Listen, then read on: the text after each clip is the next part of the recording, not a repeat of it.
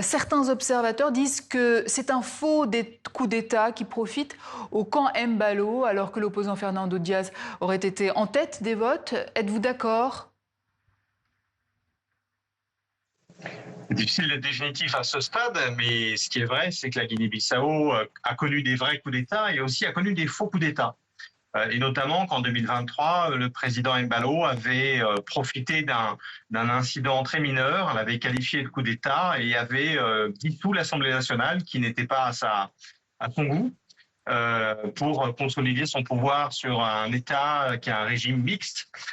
Donc, les faux coups d'État, ça existe effectivement en Guinée-Bissau. Mhm. Et que sait-on, Vincent Fouché, du nouvel homme fort de Guinée-Bissau, le général Hortan Tam? Alors, c'est effectivement un proche du président Embalo, en tout cas en 2023, justement, avant cette dissolution.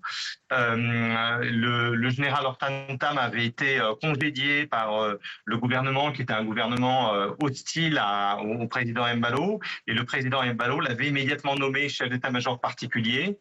Ensuite, il l'avait nommé à la tête de l'armée de terre, si j'ai bien compris. C'est donc quelqu'un, voilà, qui était plutôt dans le camp de Embalo, même si évidemment il y a une certaine fluidité dans les écuries politico-militaires en Guinée-Bissau.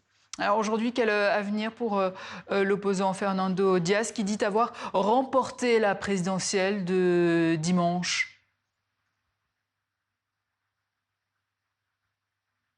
Alors en Guinée-Bissau, c'est vrai que là aussi, on n'est pas dans l'inattendu, on n'est pas dans le nouveau. En 2019 déjà, il y avait eu des controverses très fortes, hein, 2019-2020 autour de des élections présidentielles et législatives déjà.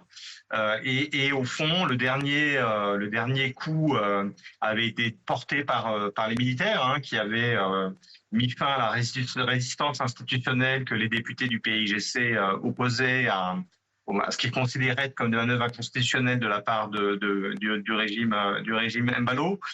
Et les militaires, au fond, étaient surgis, hein, avaient surgi pour régler la question d'une certaine manière, alors sans faire de mort, mais quand même avec de la coercition.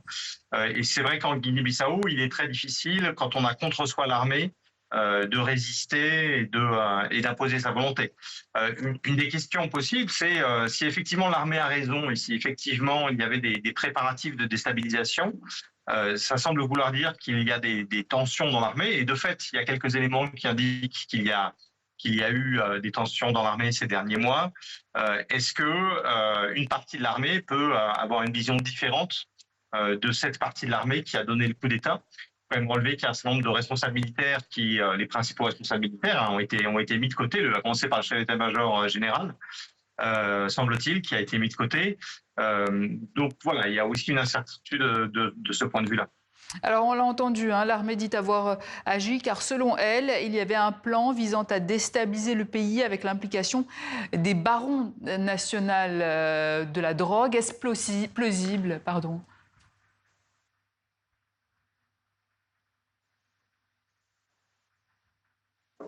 Ah, je suis désolé, il y a une petite coupure. Alors visiblement, vous ne m'avez pas entendu, je vais répéter la question. L'armée dit avoir agi car selon elle, il y avait un plan visant à déstabiliser le pays avec l'implication des barons nationaux de la drogue. Est-ce plausible selon vous? Alors, il y a effectivement eu une certaine histoire de trafic de cocaïne en Guinée-Bissau avec des connexions aussi bien dans le secteur de la sécurité, dans l'armée, que dans les acteurs politiques de l'exécutif. Hein. Ça, c'est connu par différents épisodes passés. C'est difficile de se prononcer sur la situation actuelle. On n'a pas forcément beaucoup de données définitives sur le sujet. Maintenant, là aussi, c'est comme l'accusation de coup d'État. L'accusation de trafic de drogue, ça fait partie de la rhétorique politique qu'on utilise en Guinée-Bissau pour délégitimer les adversaires. C'est très facile, au fond, de dire des choses comme cela. Ça mange pas de pain, ça peut susciter l'intérêt ou attendrir un peu la communauté internationale. Et puis, c'est assez plausible, au fond. Mais il serait bien d'en savoir un petit peu plus. C'est vrai que, par ailleurs, le régime sortant, hein, si on prend les rapports du GITOC, hein, un groupe international de recherche sur le sujet, sur la criminalité transnationale, il y a quand même eu certaines décisions étonnantes du point de vue de la justice, concernant des grosses affaires de drogue. Donc voilà, là encore, une accusation à prendre avec beaucoup de prudence. Vincent Fouché, merci. Je rappelle que vous êtes chercheur au CNRS.